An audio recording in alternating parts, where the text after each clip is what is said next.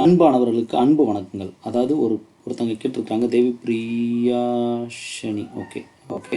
ஆக்சுவலாக என்னென்னா, sir private காலேஜுக்கு நீட் ஜஸ்ட் குவாலிஃபைட் போதுமா அப்படின்னு கேட்டிருக்காங்க. ப்ரைவேட் சித்தா மெடிக்கல் காலேஜுக்கு. ரைட், நான் என்ன சொல்கிறேன் அப்படின்னா, ஒரு மெடிக்கல் ப்ரொஃபஷன் உள்ளே போகிறோம் அப்படின்னாலே பேசிக் க்ரைட்டீரியா அப்படின்றது நீட் பாஸ். அதாவது நீட் அப்படின்றது கண்டிப்பாக எழுதியிருக்கணும் ஒன்று.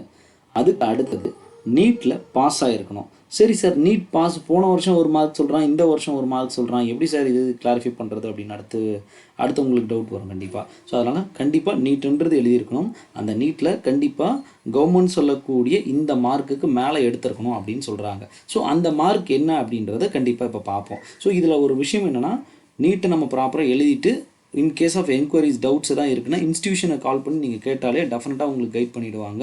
ஸோ அதில் எந்தவித பயங்களும் வேண்டாம். ஸோ ப்ராப்பராக ஆப்ஷன் ஏ ஆப்ஷன் பி அப்படின்றத கரெக்டாக வச்சுக்கோங்க. சரி, என்னோடய பிரதரும் என்டிஏ எக்ஸாம் எழுதியிருந்தாங்க. ஸோ அவரோட மார்க் பார்த்தீங்கன்னா 558. ஸோ இதுதான் அவரோட மார்க்காக இருக்குது. ஸோ இவர் வந்து பார்த்தீங்கன்னா அடுத்து நான் எது போகலாம் அப்படின்ற மாதிரி ஒரு ஒப்பீனியன் கேட்டுட்ருக்காரு. ஸோ இப்போ இதுதான் நடந்துகிட்ருக்கு. சரி, ஓகே. ஸோ இதில் நம்ம என்ன பார்க்க போகிறோம் அப்படின்னா, சார் என்ன சார் கட் ஆஃப் வருஷம் மாறுமா அப்படின்லாம் கேட்குறீங்க இல்லையா? ஸோ மாறுமான்னு கேட்டால் நான் ஒரு விஷயம் என்ன சொல்கிறேன் அப்படின்னா, முதல்ல அதாவது ஃபஸ்ட்டு இங்கே ஒரு விஷயத்தை நீங்கள் பார்க்கணும். அதாவது கட் ஆஃப் ஃபார், அதாவது கட் ஆஃப் இங்கே பார்த்தீங்கன்னா தெரியும், cut off percentile and score as per the NMC. அதாவது என்எம்சி அப்படின்றது நேஷ்னல் மெடிக்கல் கவுன்சில் அப்படின்னு சொல்லக்கூடியது. ஸோ என்எம்சி படி நம்ம எவ்வளோ மார்க் இருக்கணும்னு சொல்கிறோம். கட் ஆஃப் பேசிக் இருக்கணும், பர்சன்டைல் இருக்கணும்னு சொல்கிறான் எலிஜிபிலிட்டிக்கு. அதன் பிறகு என்சிஐஎஸ்ன்னு சொல்லக்கூடியது national commission for Indian system of medicine அப்படின்னு சொல்லுவாங்க. So national commission for Indian system of medicine அப்படின்றது இந்த சித்த மருத்துவம், ஆயுர்வேத மருத்துவம் இதுக்கான ஒரு செப்பரேட் கவுன்சில். இவங்க தான் இவ்வளோ மார்க் இருந்தால் தான் எலிஜிபிள். ஏன்னா பாஸ் ஆனவங்க ஃபெயில் ஆனவங்க கூட படிக்கலாம் அப்படின்னா, இன்றைக்கி வந்து நீங்கள் பணம் இருக்கிறவங்க ஃபெயில் ஆனால் கூட நீங்கள் வந்து அமௌண்ட்டை கட்டி நீங்கள் வந்து படிக்கலாம் இல்லையா? ஸோ அதுக்காக அவங்க என்ன பண்ணியிருக்காங்க, ஒரு க்ரைட்டீரியா, பேஸ் லைன் க்ரைட்டீரியா வச்சுருக்காங்க. இந்த க்ரைட்டீரியாவை நம்ம பூர்த்தி செஞ்சால் மட்டுமே நம்மளால் இந்த இதுக்கு உள்ளே நம்மளால் போக முடியுங்க. சரி, ஓகே.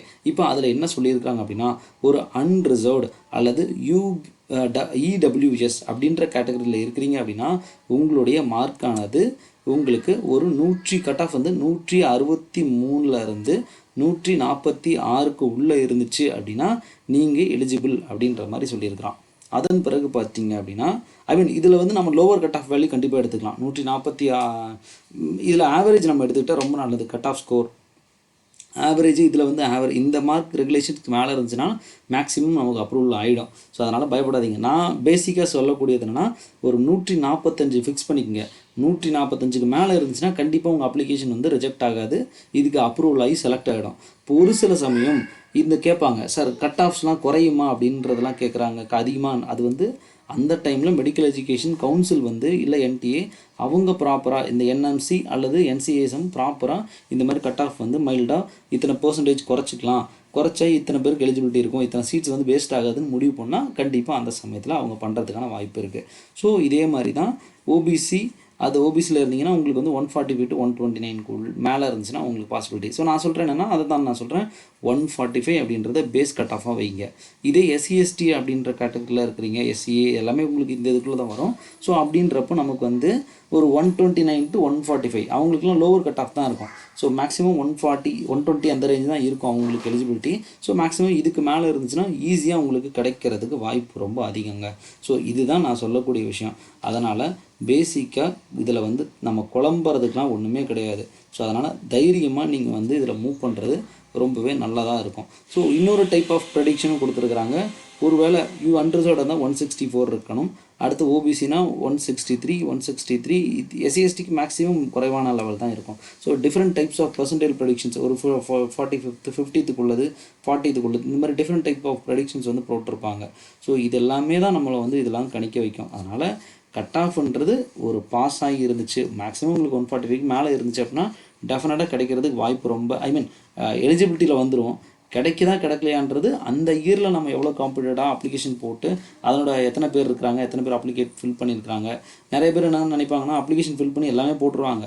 எல்லாமே போட்டுட்டு இந்த கோர்ஸ் வேண்டான்னு அப்ளிகேஷன் போட்ட பிறகு இந்த கோர்ஸ் வேண்டான்னு வேறு கோர்ஸ் போய் ஜாயின் பண்ணுவாங்க. இப்படிலாம் நிறைய பேர் இருப்பாங்க. அதனால் எளிதில் நமக்கு சீட் கிடைக்கக்கூடிய வாய்ப்புன்றது அதிகமாகவே தான் இருக்குது. அதனால் குழம்பாதீங்க, அப்ளிகேஷன் போடுங்க, தெளிவாக இருங்க, ஈஸியாக உங்களுக்கு வந்து நல்லா ஒரு இது கிடைக்கும் அப்படின்றத வாழ்த்துக்களோட தெரிவிச்சுக்கிறேன். சத்தியமாக நான் என்ன சொல்கிறேன்னா, இவ்வளோ கஷ்டப்பட்டு இவ்வளோ இன்ஃபர்மேஷன்ஸ் வந்து ஷேர் பண்ணிகிட்ருக்கோம். ஸோ நம்ம சேனலில் பேசுகிறது எல்லாமே முழுக்க கரண்ட் அப்டேட்ஸ், ரீசெண்ட் உண்மைகளை உங்களுக்கு ஷேர் பண்ணிகிட்ருக்கோம். ஸோ நிறைய சமயம் வந்து எங்களுக்கு வந்து 20 பேர் தான் பார்க்குறான், 30 பேர் தான் பார்க்குறான் அப்படின்றப்போ எங்களுக்கு ஒரு சலிப்பு ஏற்படுது. ஸோ கண்டிப்பாக பாருங்கள், சப்ஸ்கிரைப் பண்ணுங்கள், உங்கள் நண்பர்களுக்கும் ஷேர் பண்ணுங்கள். ஸோ மேபி ஷேர் பண்ணும்போது எங்களுக்கு இன்னொரு சின்ன ஒரு மோட்டிவேஷன் தான், வேறு எதுவுமே இல்லை. ஸோ இப்போ இன்னும் நிறைய இன்ஃபர்மேஷன்ஸ் உங்களுக்கு அப்பப்போ சாட்டர்டே சண்டேஸில் இன்னும் நிறைய வீடியோஸ் நாங்கள் கொடுக்கறதுக்கு பார்க்குறோம். இன்கேஸ் ஆஃப் உங்களுக்கு லைவ் டாக்ஸ் எதுவும் வேணும் அப்படின்னா டெஃபினட்டாக லைவ் ஒரு ஜூம் மீட் மாதிரி எதாவது வேணும் அப்படின்னா, யூடியூப் லைவ் வேணும் அப்படின்னா டெஃபினட்டாக நீங்கள் ஷேர் பண்ணுங்கள். கண்டிப்பாக நான் பேசுகிறதுக்கு தயாராக இருக்கேன். அண்ட் கண்டிப்பாக சப்ஸ்கிரைப் பண்ணிங்க, ஃப்ரெண்ட்ஸுக்கும் ஷேர் பண்ணுங்கள். சித்தா ரிலேட்டடான, ஆயுர்வேத ரிலேட்டடான எஜுகேஷன், ஹோமியோபதி ரிலேட்டடான எஜுகேஷன் யார் போகிறாங்க அப்படின்றாரு இருந்தாலும் கண்டிப்பாக ஷேர் பண்ணுங்கள். அவங்களுக்கான ஃபுல் லைஃப் டைம் கேரியருக்கான கைடன்ஸும் ப்ராப்பராக வழங்கப்படும் அப்படின்றதுல எந்தவித மாற்று கருத்தும் இல்லை அப்படின்றத இப்போ சொல்லிக்கிறேன். Thank you very much.